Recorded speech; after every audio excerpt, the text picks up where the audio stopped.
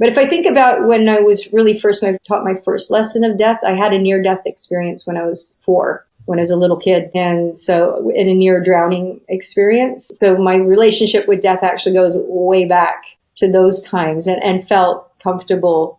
I know it sounds weird. I felt comfortable with death, but I did feel, having come out of that experience, that I sort of got it. I sort of understood that there was nothing to fear.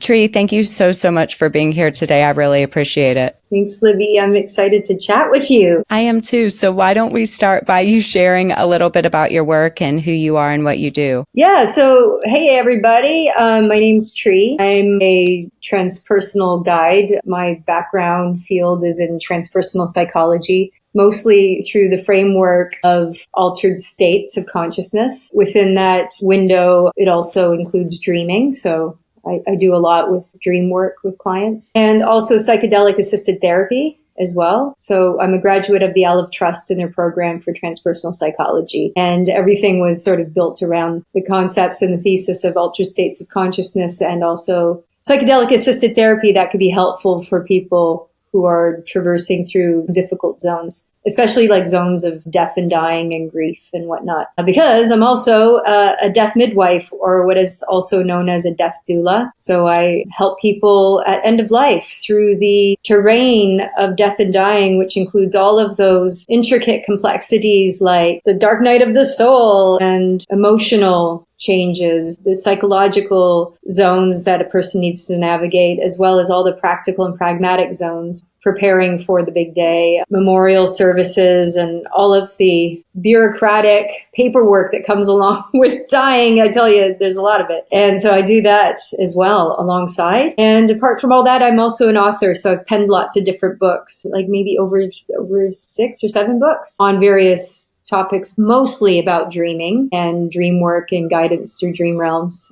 Because of your experience and your work with dreams, do you believe that visitation dreams are real? Oh, the visitation dream. I love this. And lots of people have these very common dreams. It's a very human experience to be visited by a deceased person in your dreams. And a lot of folks look at it through the lens of that it's just, grief, and it's the psyche's way of processing grief by interfacing with their loved one in the dreams. I like to entertain a different type of construct of reality, one that moves beyond the material reductionist perspective. And I like to think that we really don't know what goes on beyond the grave. And I'm an explorer, so I'm very open to the idea that consciousness is far more elusive than we know. And perhaps our consciousness can traverse even beyond the body. I see an after-death visitation dream as a beautiful opportunity to connect to the consciousness of your loved one who's passed away. Sometimes there is a healing process emotionally or psychologically that happens in these visitation dreams. Plus, sometimes there's closure that happens in these dreams that's very valuable and amazing for a person. And so I'm the type of transpersonal guide where if a person sits down and says, the other night I had a visitation dream from my mother who died 3 years ago, and it was so powerful, and she gave me this message, and I woke up feeling healed, and it was so beautiful, I would just say, please tell me more. This sounds amazing. How can we talk about this, and how can I support you with this experience? Instead of saying, oh, it's just a dream, it's just a dream, it doesn't mean anything, and shutting it down as an invalid experience. So I'm very much a fan of these types of dreams, as well as loads of other types. And I see them as holding great value because they can bring transformative effects to the person experiencing them. Positive ones, and that shouldn't be robbed of a person. And that should be something that is explored and integrated as a person's own experience. So yeah, they're a very interesting type of dream, and people have been having them for thousands of years. I literally had one last night. Ah, you did? With my mom. It was my mom and my grandmother. And I woke up and I was like, okay, this makes sense because I haven't been feeling good health-wise lately, but I'm figuring it out. I don't think it's anything major. Me and my mom were asleep in like a king-size bed, and I got annoyed for whatever reason, and I got up. I wanted to sleep somewhere by myself. So I went into another room, but I forgot something in that room, and I went back, and her and my grandmother were in it, sleeping. And I went to another room, and I woke up, and I was like, oh, okay, I'm not going to be with them for a long time. And they're comfortable where they are. That's how I interpreted it. And I was like, okay. That's beautiful. And I'm a big believer that we hold all the answers to our dreams within ourselves. Like you being able to feel and sense like the interpretation of that dream is incredible, you know? And I think that that's a really good point to lean into, especially if you want to get into dream work, is to trust what's arising for you intuitively in terms of what the meaning is. But what a beautiful dream. And my heart goes out to you for both of your mom and your grandmother passing. And then also, you know, whatever you're moving through with your health, I'm sure everything will come into balance. And beautiful dream. So intimate as well, to have them in the bed as well, because the bed is such a metaphor for like the nest, you know, the safety, the comfort, being held. So every night when we go to sleep, it's like, you know, we're little bunnies getting into our cozy nest. It's very womb-like. So it's just beautiful that they were like so involved in your own nest. But they're helping and supporting, and it's beautiful. Thank you for sharing that. Oh, thank you. So you as well are a death doula. Can you explain a little bit about what all that entails? Yeah, so the death doula role, I see it as an ancient role. So a lot of folks haven't heard of this role before, but actually women have been doing this for thousands of years in terms of being the midwives there when a baby is born, for example. And then we also were in those roles of helping people exit the other side of the cycle of life. Death midwives, so birth midwives, death midwives, these are ancient roles that women have moved into or of a service. The word doula is actually a Greek word, which means a woman who serves. So it literally is a woman who serves at the time of death. And the role can be multifaceted, actually. But I'd like to stipulate that it is not a medical role. Death midwives, death doulas, or end-of-life guides or end-of-life are not hospice nurses. We're not medical practitioners. We're not medically trained for palliative care, or we're not palliative nurses. So I just like to, you know, really give that point across, because it's a totally different field in which we support people who are dying. So we don't support people dying in terms of like medicine and painkillers and all the necessary gear that's there to keep a person comfortable when they're on their way out. We are there to hold the space in between. We're there to hold the space for all of the emotional terrain that a person is navigating at the time of death. We are also there for psychological responses that might happen, especially in holding space for the family. Because at death, a lot of family dynamics come to the surface. You know, it's like watching your own Netflix series unfold. Everything comes out of the woodwork, including, you know, past resentments and traumas, and all of those sort of things can come up. So being skilled at family dynamics is really important, and, you know, the therapeutical kind of interpersonal relationships, and being able to know how to mediate those things. So that's part of the mix. Also part of the mix is all the practical and pragmatic terrain of death and dying. So death doula is really good for, you know, signposting things, coming along to doctors' meetings, you know, and being a second two ears to, you know, to take in the information, for example, like just a practical, pragmatic thing. Usually if I'm with a client and we're with their oncologist, like a cancer expert, like I'll record, you know, with permission, of course, record on my phone the whole conversation. Because when a person is distressed and they're being told that they have a grave prognosis, like they can't take in all that medical information. It's just really like, it's really overwhelming. And so we do a lot of practical and pragmatic things, like as guides alongside them. And so, you know, I'm recording things on my phone and then send the recording back to the family members, you know, so the kids know the lay of the land, what's happening with their dad, or, you know, my client can sit with the information later and really digest it. So I help with things like that. I help with also just preparations too, before a person passes. Like I help with like decluttering, it's called Swedish death cleaning. So downsizing, also just getting all of your everything in order before you pass. So it could be just simple things, right? Like one thing I do a lot of is we need to know your passwords. We need to know the passwords to give to your wife. Like I don't need to know them. But here's a book that you can put all your passwords down for your wife or your companion to be able to access, because once you pass away, she might not get into the banking and she might, just think little things like that. Like a lot of people don't think about. They don't think about, I should get my spouse their name on my bank account or on the bills, like just simple things like that. So lots of practical, pragmatic things. I also hold space for like I'm ordained, so I can do, funerals and memorials and whatnot. So I've done a lot of that as well. So I done, the aftercare of a person dying. So pulling together celebrations of life or memorials, reading and the writing of eulogies, even done announcements in newspapers, like written, because I'm a writer. So I've written that for family, because there's a lot to deal with if you're grieving. Right? Can you imagine, you've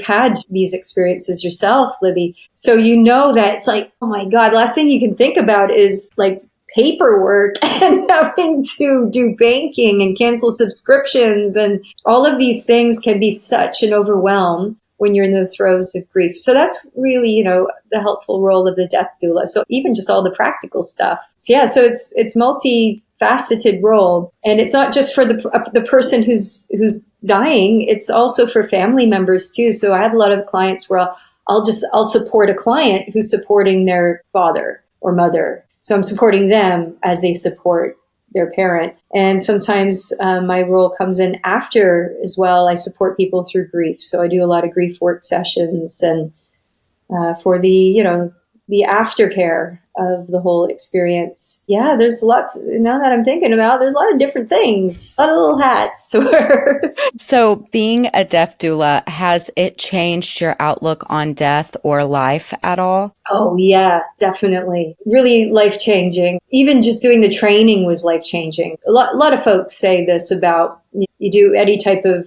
training or schooling or academics in a certain subject, you're living it for the time that you're moving through your studying and your thesis or whatnot. And I found that with the training for becoming a death doula was really much like that. The training itself was very transformative and really holistic, actually, because they cover all the dimensions of a person's experience. It's very transpersonal in that sense, where it's not just the psychological aspects of death. It's also like the deeply felt aspects, the emotional and even the spiritual as well. And so that was quite transformative. And for example, we had sessions where we had to sit with the reality of our own deaths and go into a place of quiet for like 30 minutes to reflect on the fact that we were going to die, like I was going to die, and then reflect and write down your experiences. And so really sitting with it and confronting, being with it. And that was deeply transformative. And then working with people and being with people on those sacred thresholds of death, and I do see it as a sacred rite of passage, is deeply transformative. I really think that death is one of the biggest teachers that we have in our world, in our lives. For me, death and being with death in intimate ways, this has changed me. It makes me want to live a more connected life. It makes me want to live more with presence, live more with love, to not hold resentments, to clean my house as I go. Because believe me, I see a lot of people on the threshold of death who have not cleaned up their house or their closet, so to speak, metaphorically, as they go. And it all comes up to the surface, in those final months. And it's very challenging for folks like that to sit with regrets or sit with traumas when they're older in passing. So definitely it's been an amazing teacher that just makes you want to, make the most of your life. But if I think about when I taught my first lesson of death, I had a near-death experience when I was 4, when I was a little kid. And so in a near drowning experience. And so my relationship with death actually goes way back to those times and felt comfortable And it sounds weird. I felt comfortable with death, but I did feel, having come out of that experience, that I sort of got it. I sort of understood that there was nothing to fear. So a few years later, when I lost my grandpa, I felt really like a knowing, like I was okay with it. And in fact, when he was laying in the casket during the wake, I felt so comfortable just to put my little hand in the coffin and just like hold his hand, things like that. So I feel like I was maybe prepared for this role my whole life, in a sense, regardless of the training. I had like loads of crazy synchronicities that basically led up to the moment where I discovered the Death Doula thing and signed up to the training for that. The synchronicities, like it was showing you if this was meant to be 100%. On your path. It was showing 100% it was meant to be. It's just in a nutshell, basically what was happening. Well, I had the near-death experience at 4. And then, just as I was growing up, lost family members, felt sort of profoundly kind of anchored in the whole reality of it. I was always asking my mom and my granny if someone passed away, and a friend of theirs, a friend of my granny's, like, can I come to the, they're like, all right, you little weirdo. Okay. I just felt like I need to be in those spaces. So I've been to like loads of wakes and things like that, and funerals with my granny and my mom, like a very female, strong, almost kind of like, I look at it and I'm like, this is so tradition, this matriarchal passed down, like, Death Doula thing. And I felt just so comfortable in those zones. I just felt like something in me is like, I need to be around the grieving. Like I need to be around this zone. And then as a teenager, it started like really getting activated. My best friend, her father was dying of cancer. I was really there for her as a young teenager through the process. I felt really just rooted in it. And then all these synchronicities started happening at the age of 17. That were just nuts. About literally like between 3 to 5 times a year, I'd be just out about in public, like just walking, getting to work or on my way somewhere. And I'd be the first person who come across an accident, or an accident would happen like while I was just right there. So I'd be the first person who would respond and like help the person who's been hit by the bus or knocked off their bike or collapsed on an escalator. It happened a lot. And I just jump into action and helping them and caring for them and like soothing them and calming them. And it would happen so much that it became like this running joke with all my friends, because they saw it happen in the weirdest places. They'd be like, Tree, every time we go out with you, someone's like falling on the floor next to you having an epileptic seizure, and someone's getting hit by a bus. And I'm like, I know, it's weird. And I started getting this weird complex, like, I got superstitious of myself. Like, am I like a curse? Like, I'm like some grim reaper. I'm walking around and people are literally falling at my feet. And it was kind of freaking me out, to be honest, because it was just too weird. Like I had this one experience where I was walking down Carnaby Street in London, and it was a busy like Christmas time. This lots of crowds and lots of people, and this man was in front of me, and he just like stopped while we were walking, just stopped in front of me. So I just held back a bit, and he started to collapse backwards and like onto me. Like I was like, whoa! I'm all of a sudden holding up this guy, and I looked, and he had a needle coming out of his arm, and he literally was walking down the street, and he just shot heroin while he was walking, and he was literally ODing in my arms. And I was like it just can't even, I got so many of these stories where it's just like almost like the physical timing is just so insane that I happened to be there to catch the guy. I had this other one where I was just walking down the street in London, and this bus pulls up, and this door opens, this ramp comes down. And I know that, okay, someone in a wheelchair is going to be coming out. And I'm just walking, and I'm, you kind of see things. And as I'm walking past, this woman's coming down the ramp. And as she comes down the ramp, the front wheel of the wheelchair pops off, like flies off. I'm there right in the perfect timing. As that pops off, of course, it lunges her forward. And this woman who's like, she had missing limbs and everything, she was flung forward, and I was literally just walked right past, and I grabbed her. Like just stuff like that, where it's like how, the timing is so insane. So anyway, this was happening for, all through my teen years, all through my 20s, all through my 30s. And it was the year I turned 40.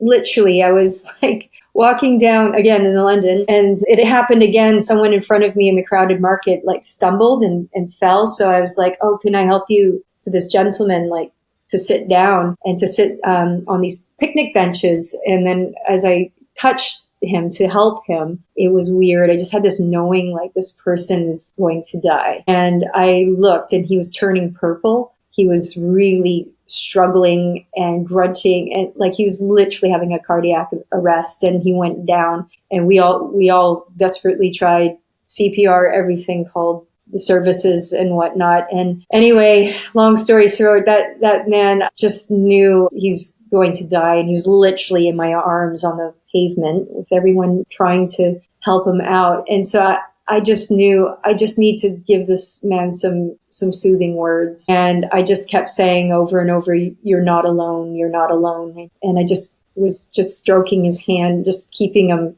kind of calm, and to just let him know he's not alone. And his eyes were fixed open, like looking up at the sky. And there were just tears streaming down his face. So just kept thinking he's seeing something right now with these words as well. And his last breath went out, and we all heard it. It was such a moment. And finally, the ambulance came to try to revive him, and to no avail. And it was a really quite harrowing experience. And his daughter, unbeknownst to us, his daughter, his mother, and his wife were also in the market, but they had walked ahead. And I guess at one point they were like, "Where's Dad?" And they were like, went back to find their loved one. And he had deceased on the pavement with all these people around him. And they were freaked out, like screaming, wailing, like death wail.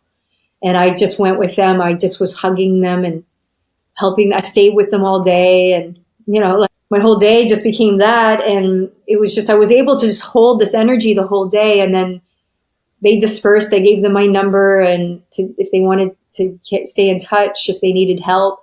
And I went back home, and I was just like, why does this keep happening? This is just kind of freaking me out. So I decided to do a bit of dream work around it. And before I went to bed, I just asked my dreams. I said, could you give me some clarity? Because I'm feeling really like freaked out, a bit superstitious of my own presence walking around the world. And I got the answers, because as I was waking up, there's a really beautiful liminal threshold state called the hypnopompic state. And a lot of information could come through sometimes in the hypnopompic. And it's really interesting, because you're kind of slightly aware and conscious. And so I was having hypnopompic visions, and literally it was visions of every time this has happened in my whole life. Like it was like a connect the dots moment. It was like corresponding moments all through my life where these incidents were happening. And then almost like a slap in the face, like a eureka moment of like, duh, tree, like this has been happening because this is what you're meant to do. I was like, woke up, like, oh my God, got the memo. This is what I'm meant to do. And I'm like, yeah, but what is that? Because I'm not a paramedic. Like I know CPR and I know how to do all the Girl Guide, Girl Scout stuff, but this is different because every time I've been there for people, I've been there like emotionally helping them, like look into my eyes, breathe. You can squeeze my hand, like, just jumping into this guide role. And so I just got onto Google and I was like, is there a job that helps people emotionally, supporting them at death, like fear of death and stuff? So I typed in emotional support at death, and the first thing I saw were death doulas. And I went to this page, and it was death doula training and these end-of-life guides who help people who are afraid. I was like, that's me. I was just like full body resonating. I was like, bang. I was like, this is it. I know it to be when I grow up. And it was really cool too, because I signed up to the training straight away, and it felt important because I had turned 40. It felt like I did really feel like something was going to shift when I turned 40. And everything happened that year where I stepped out in service. Like it was like, all of a sudden it was like, oh, this is the work now in my wisdom, wise woman, older years I'm going to be doing. And so that's like 12 years ago now. Like, actually almost 13. I'm turning 53. So that's the journey into that. And so I've been holding space for people with this the death world since then. So that's my story and how I got called into this work. That's beautiful. I think you know what I mean? Like that, you owned it, and that the energy that you were truthful to the energy that kept being given to you and the energy that you were having in those experiences. And the funny thing is, Libby, is like, I thought, okay, I got the memo. So now that weird stuff's going to stop, like where people collapse and stuff. It hasn't. It still happens. But now it's different. I feel like, okay, universe, I'm here to step right into this fully aware, right? And now it's even getting to other levels of strangeness. I'll just give you one quick example. It happened a couple years ago. I was on a train to London, and I was, it was rush hour kind of zone, but I got a seat, and I was like, yeah, I got a seat. And so I was there, I always listen to music and whatnot. And so I'm on the train, and I felt like universe say to me, you got to get up and you got to go to the next carriage. And I'm like, what? But I got a seat, and now it's getting packed. And I'm like, okay, I trust you. Trust. So I got up, and I'm like, went to the next carriage, and I just looked around. Okay, there was a seat next to this guy. So I sat there, and I was like, okay, I'm here. I listened. So, about 10 minutes later, this guy comes walking past me in the aisle, because I'm in the aisle seat, and he walks past, and I notice his presence, and he goes past. And then just a few seconds later, he lets out this like yelp, and I'm like, oh boy. So I get up straight away, and I go over, and so does this other person. And we go over, and this guy's clutching his chest. And I'm like, oh no, here we go. Like, I've had someone die in my arms of a cardiac arrest, which is like, that's a kind of hard one. And this guy's like, oh, and I'm just thinking, damn. So I just look into my eyes. It's okay. We got help coming. And then the conductor came and, called for a doctor on board kind of thing. And really quickly, someone came in, was a doctor, and identified that this gentleman was having a heart attack. So heart attacks, you can kind of like, your heart carries on freaking out, but you can kind of you're still surviving. Some heart attacks are like that. And you're in pain, and then, you need to get to the hospital, get the help you need. So it doesn't necessarily mean you're going to drop dead sometimes when you're having an active heart attack. I learned all of these things through this stuff. So anyway, they got on the phone and said, okay, next stop, we're getting you off to get an ambulance. So I said, I'll get off with him, because we're just not going to get this guy off. Bye. The train's carrying on to London. So I got off with him, and we sat down, and I said, just squeeze my hand, just look into my eyes. It's okay. And help's coming. I just kept saying, you're not alone, just sort of comforting him. And then it was great because within about 3 or 4 minutes, then finally the ambulance came quite quickly and took him,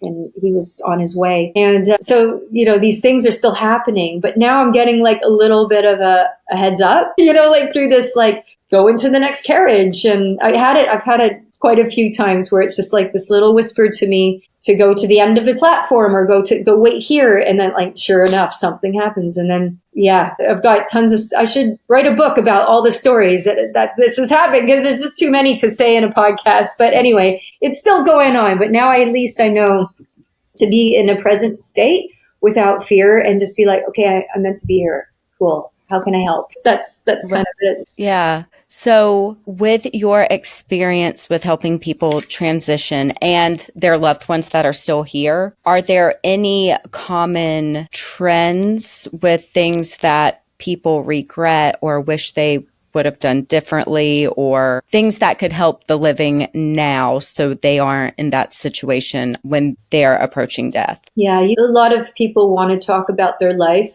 story, their life review. This is really common. And a part of people sharing their story is sharing their regrets. It happens. A lot of the regrets I see people chat about are really about not making peace with other people. They're always about people. It's always about relationship stuff, whether it's an estranged son or it's, an ex-partner. It's usually things like that.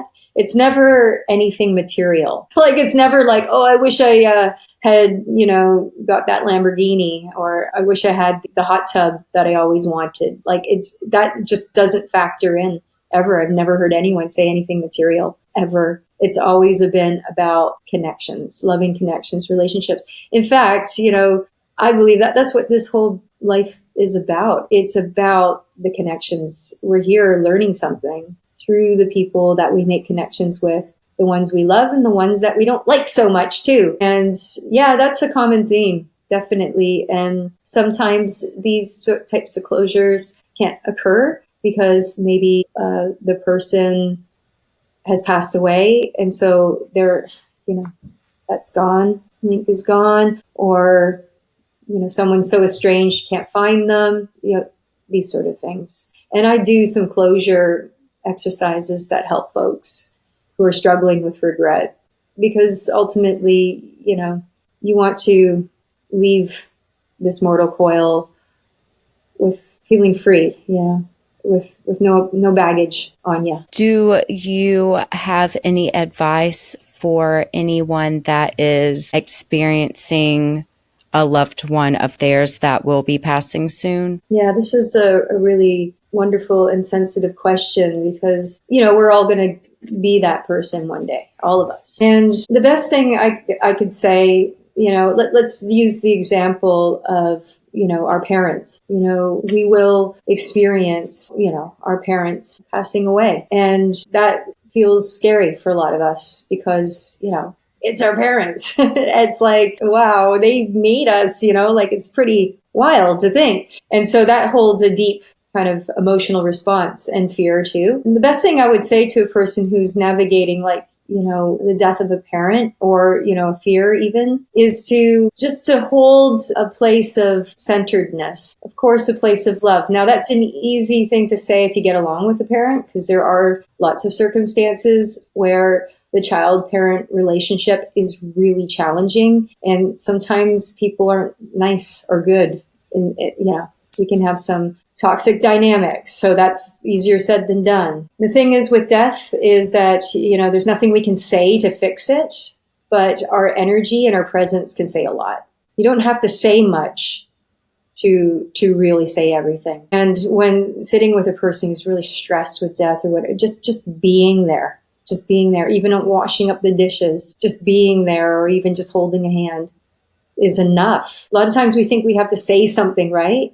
Like, some sort of hallmark expression to kind of make the pain go away. But I'm a big believer of the stillness of presence and keeping calm and not freaking out. Now, something that can be helpful for anyone listening who struggles with a fear of death and endings is there's little ways you can practice every day to be comfortable with endings and to just allow endings. Because I think, we want to micromanage and control kind of everything just by being humans. But you can start very small with just honoring little endings throughout the day. And a really nice one to begin with is literally the sunset. Is just, allow yourself to really be with the sunset one evening and just really be with the reality of the sun going down. It is it is an ending, the ending of the day. And as the sun fades on the horizon and we move into darkness, just being, just practice, I accept this ending. It was beautiful. I watched that ending and it was gorgeous. It was a beautiful sunset. There was hues of pink and peach and purple, and there's a process. So if you were to practice endings by just literally watching a sunset and being with it in that kind of frame, that kind of perspective, it gets easier for other endings. Another thing is I had this happen. I had a really great necklace. I loved it. And I kind of worked really hard to earn it sort of thing. And I was on my way to go see a client. And when I got to their place, I was like, oh my God, where's my necklace? It's fallen off. It's literally lost it on the way. And in that moment, I was like, wow, there's a little ending for you, Tree. And I was just I let it go. I let it go. I let go of that ending. That was an ending. Grateful that necklace was in my life for how long it was. And now someone else might find it and enjoy it, or maybe they'll pawn it and get some money and pay their phone bill. Who knows? So, it starts to get easier allowing the endings and seeing them through a different perspective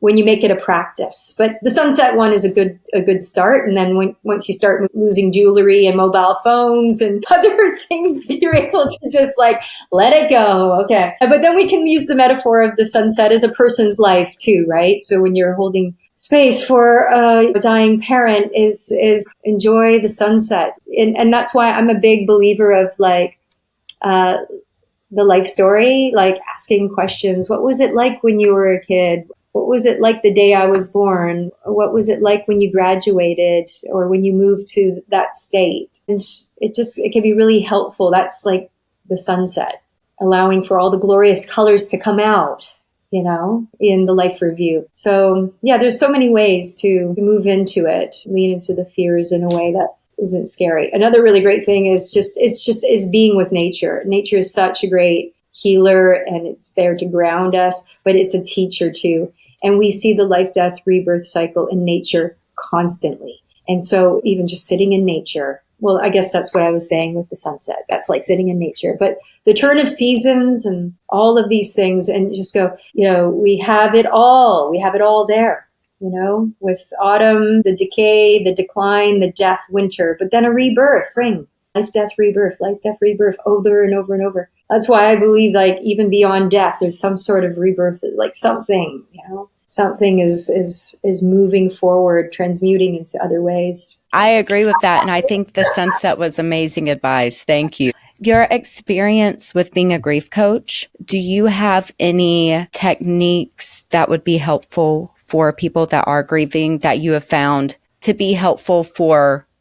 Because everyone's grief is, independent and very personal to them, but techniques that seem to help more people than less? Yes, it's a good question. And it's really good to highlight that grief is different for everyone else. Everyone's different in the way they're moving through the grief. And also grief is different for each loss. Like, if you've probably experienced that, like I lost my sister a few years ago. The grief I spent with her, for her, was a certain way. And then different for when I lost my best friend, different from when my granny died. Like that, the grief was different for them. So the grief will be different for the different people that are lost. Well, not lost, but transition. And so it's good to know that and remember that there's no rhyme or reason. So it's not going to be the same for everyone. But one thing I noticed that might be a good thing for everyone moving through grief is to understand that grief is not really linear. Like, some folks say, oh, it's going to get better next year, or it'll get better with time. It's like, it's not a linear process. It's really not like that. And I also don't believe time is linear, actually. Like, I believe that it works in a very different kind of way than we can ever imagine. So if I was to make a visual sort of metaphor for grief, if you see grief as almost like a small black stone, and it is lodged in our heart. And the reason why it's in our heart is because grief is the emotion of the loss of love or the loss of connection. In fact, there's no loss of love. Grief is love that is not united or connected. So if you can imagine that little black, bone of grief in the heart, it's there. And it always kind of be there, because when we've lost a loved one, they leave a little like hole shaped, them within us. But the thing is, as we move forward, our experiences and our heart grows around the grief. So we grow and expand and evolve. The grief is still there, but we, move through it and expand around it. And I see that little grief ball there is also a teacher. So it's not there as a little curse, like a little thorn in our sides to go, you're feeling sad again. Oh, you feel upset about the death of your loved one. It's there to say, you're feeling it again. It's coming up. What does it have to teach you in this moment? Also know that not only is it a teacher in the moment, it has a lot of different flavors going on too. So some days your grief is going to be a little salty. Some days it's going to feel a bit sweet, like sometimes grief feels sweet. Like you just feel so much love for your loved one. And there are tears, but you feel so almost like their presence within the grief. And then sometimes it's salty, right? Like it's bitter or it's angry and it feels rage. You're going to feel all of the plethora of emotions, all of them, and sometimes just numb. They're all going to be there, and to never bypass them, because every time the emotion arises, it's got something to teach you. And so if you're just with it as it arises and allow it to do its catharsis, I don't believe in punching down any emotions. That's certainly not good for you. But as it arises, just say, okay, numbness, what do you got to teach me? Okay, rage, what do you have to teach me in this moment? And you'd be surprised what it'll teach you if you're just still and present with it. So I guess that's what I would say to anyone who's moving through grief, is to try to see it like that kind of visual metaphor, because it's an ongoing process. And if you can turn it around into a positive thing, like it's a teacher, it can be a game changer instead of a thorn in the side. I love that. I definitely, when my grief started getting better, made like a decision to be like, that taught me lessons. So let's apply those to my life moving forward. So I love that you said that. Yeah, it could be so helpful to see it that way. We're growing, we're expanding around our grief. And also sometimes we get lessons too, just getting back to the after death visitation dreams. Sometimes we'll get lessons from our loved ones who come in a dream, like who are teaching us to through stuff with their grief. So I'll give an example, like my best friend, Ren, like high school teenager best friend, suddenly died when, in 2016. And it was just such a shock. It's so unexpected and mysterious, weird circumstances of the death as well, which never got resolved. And so he, there's this tendency to, I don't know if you've ever noticed this though, like there's a tendency for people, and I've done it, and maybe you've done it, to canonize your loved one. Like all of a sudden, like they're like the saint, you know what I mean? Like, cause they've died, they've become this like canonized saint, amazing, like superhero, like, cosmic being, which is great. But also we need to, as I was shown in the stream, like let them go, right? So anyway, my friend Ren came to me in the dream. He's like, what are you doing? I'm like, what do you mean? He's like, why are you like canonizing me and making me like this whole thing?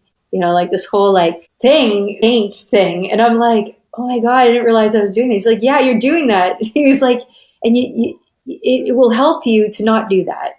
It will help you to let me go, to really let me go. Cause I'm, what did he say? I'm everywhere and I'm in all things. So, for you to just like construct me like a little statue, Ben, this is, you're kind of you're hedging me in, man. Come on, like let me go fly around. And I was like, yeah. And I woke up, I was like, that's amazing. And then it was great because it sort of released me as well. Because I was kind of like clinging to the grief in a way where I was like keeping him tethered in the construct of who he was on this planet when he was here. And it's like, yeah, you're doing other things now, like, and you're everywhere and in everything. So that, so I would probably give that advice too, maybe, because sometimes it's good to honor our loved ones. I do it every honoring, like the first week of November, the Day of the Dead and the honoring of the ancestors, definitely light a candle and whatnot. But yeah, it's a little bit different than the clinging. So yeah, I learned that too. Tree, where can people find you? Right. So you can find me on my website, which is treecarr with 2 R's.com. But if you're on social media, I'm on Instagram with the same tree_Carr. I'm on YouTube as well, which is Lucid Dream Tree on YouTube. And then I've got like a lot of videos chatting about death stuff, mystical experiences, lots of fun things for viewers to listen to. And yeah, those are the 3 main places: my website, Instagram, YouTube. And you said that you've written multiple books as well. Would you like to share those? Yes. And I got a bunch coming out. So like over 6 or 7. Okay. Dreams, Conscious Dreamer, The Artist Oracle, Dream Work, this one here. So that's 1, 2, 3, 4 books on dreaming. 4 books on dreaming. I've got a map coming out, which is about all of the places in the UK where women were executed under the trials of witchcraft. So that's coming out in October. It's called Accused. It's like a memorial kind of map to go and like to give blessings and honor all those women who've been like unjustly executed. So that was a big project that's coming out, and it's supposed to be meant to like to help heal these kind of like wounds and atrocities of history, because a lot of that happened in Europe. I live in the UK, and I'm working currently on another dreaming book around shadow work. Ooh. So that's kind of the zone. I've been penning books as well and pitches on death and dying for years, but publishers are nervous about the death books. So yeah, so hopefully something will click and someone will take up one of those books to publish. But yeah, apart from that, I've written about 6 dream books, all published with different publishers here in the UK. And all those books can be found Amazon. They're all on Amazon or in bookstores. There's lots of bookstores. They're worldwide releases. So, I get people in New York and Arizona saying, hey, I saw your book at Barnes and Nobles. And so you can find them in all the mainstream bookstores and whatnot. Perfect. And they're on my website. Okay. Tree, thank you so much for being here. I really appreciate it. I loved our conversation. Thank you, Libby. I hope I didn't talk too much. I know I can talk a blue streak if ask questions. So sorry. No, it was beautiful. I loved it. Thank you so much for watching Lost and Found. If you like this episode, please make sure you like, comment, and subscribe below. There will be new episodes every Friday. And if nothing else, just remember that grief is really, really hard. You don't have to do it alone. And I love you. And until next time.